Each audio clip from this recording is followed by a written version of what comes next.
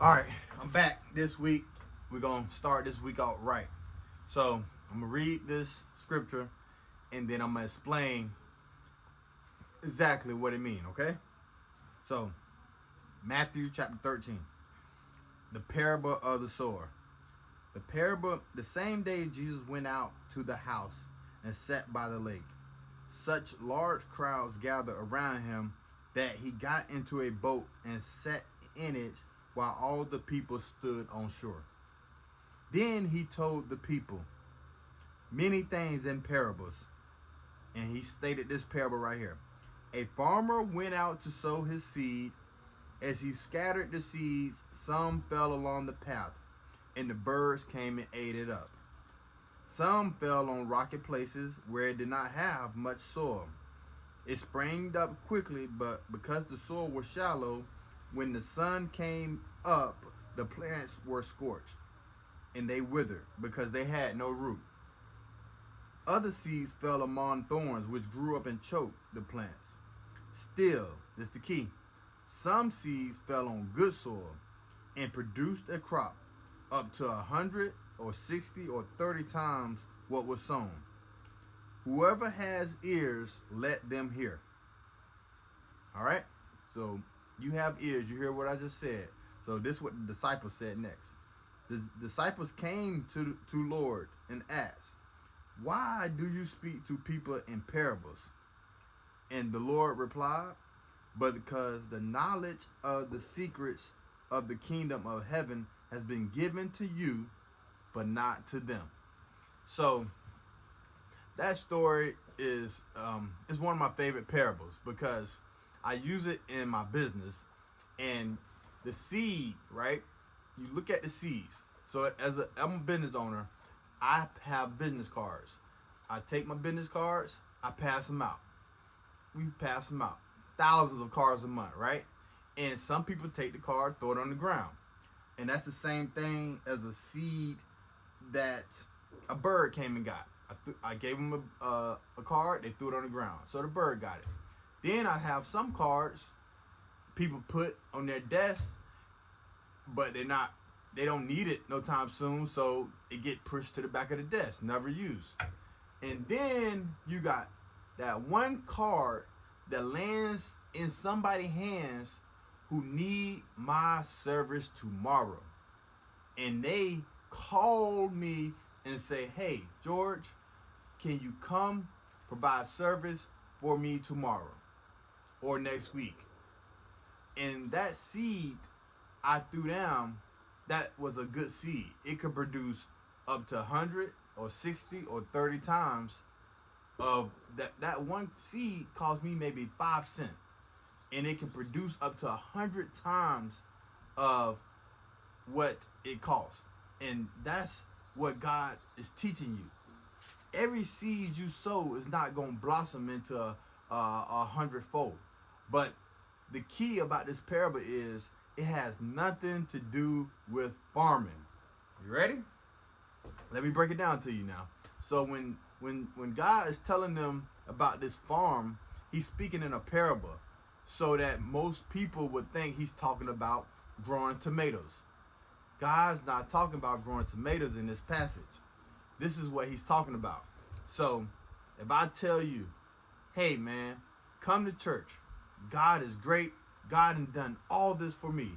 He has helped me get business. He has helped me get cars, helped me get houses. He has gave me so many opportunities. God even healed me when I was sick." And I tell a person that, right? And one person say, "You lucky. He ain't doing it for me." That was a seed.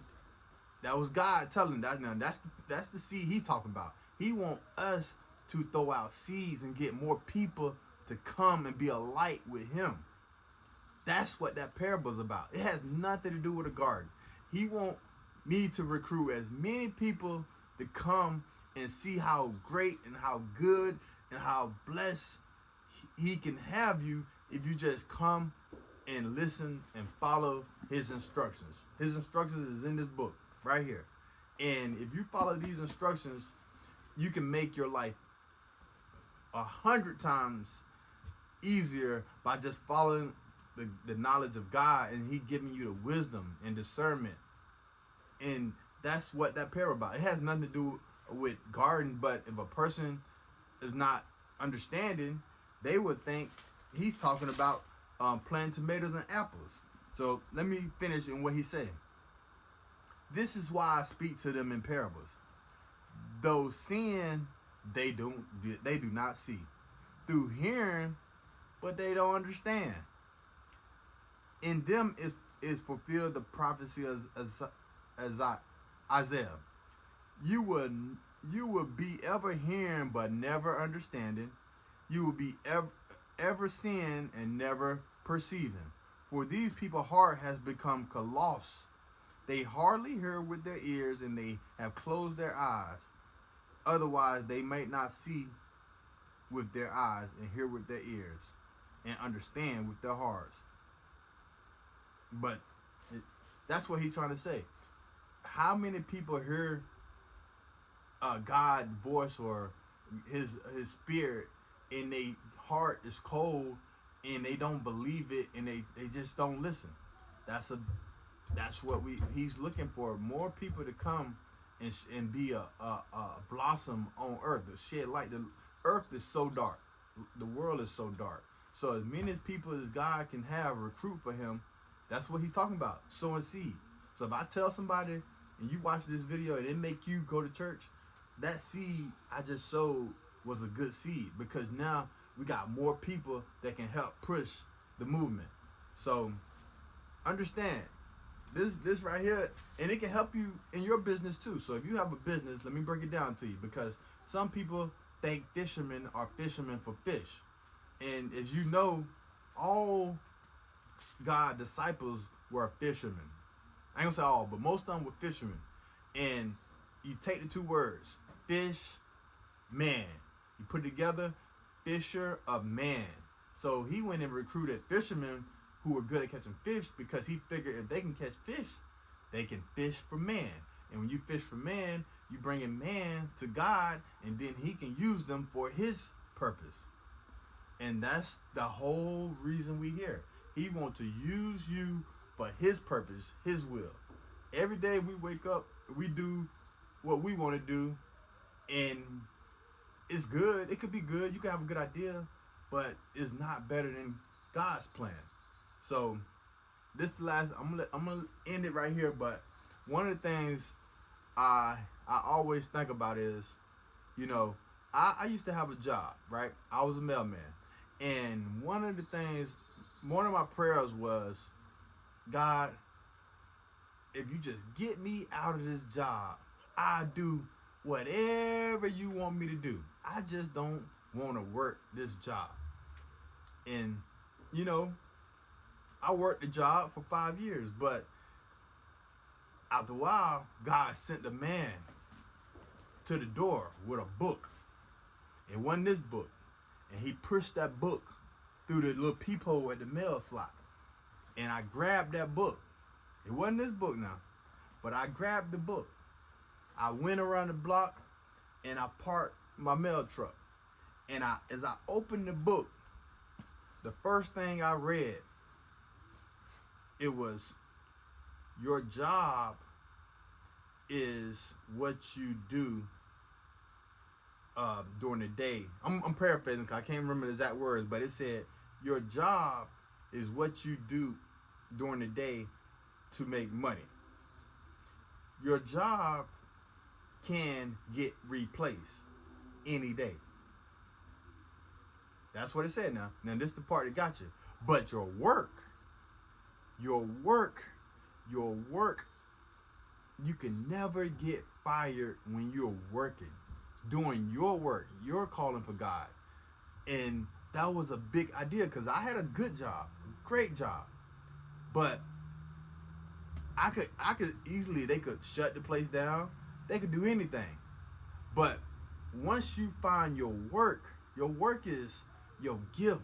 Your work is what God's will is for you to do on this earth.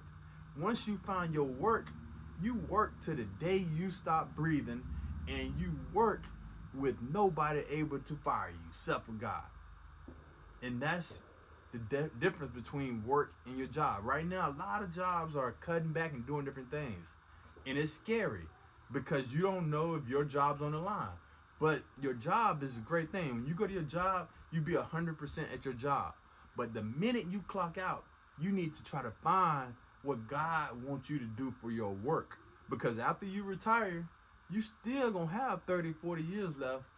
And that's what you gotta do. You gotta work and earn your way to meet God. And I'm not talking about busy work. You gotta either help the poor, help the homeless, help the widows, help the sick. You gotta do something that gives credit in God's house. Because a lot of the things you do, you work 60 hours a week and you still don't have no good credit with God. You got a good credit with your boss. Your boss love you. Your boss give you pay raises. But at the end of the day, we got to make sure we do what God's plan and will is for us. All right? So you take on that this week as you go to your job. Think about it. I'm at this job, but what is my real work? What can I not get replaced at? Because that's what I'm good at. And once you find your work, every day you work. I don't never cry about going to work because I'm doing what I love. All right? Peace.